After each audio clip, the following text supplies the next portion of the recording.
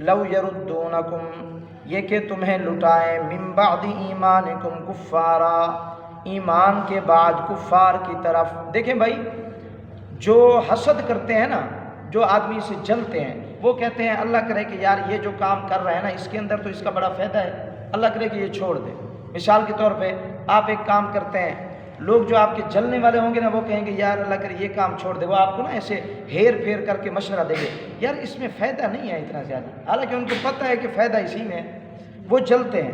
اسی طرح جو کافر تھے وہ مسلمانوں سے جلتے تھے، حسد کرتے تھے، کہتے تھے یہ جو تم نے کلمہ پڑھ لیا ہے نا، اس کلمہ پڑھنے کا کوئی فائدہ نہیں ہے، چھوڑ دو اس کو۔ لو یردونکم، یہ کہ تمہیں لٹائیں، من بعد ایمانکم کفارا، ایمان لانے کے بعد کفار کی طرف، یعنی جو اہل کتاب یہودی تھے ان کی کوشش یہ تھی کہ یہ مسلمان ایمان کو چھوڑ کے کفار کی طرف آ جائیں۔ حسدا من عند انفسہم، کیوں جلتے تھے؟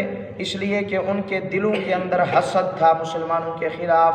من بعد ما تبین لهم الحق، بعد اس کے کہ ظاہر ہو گیا تھا ان پر حق۔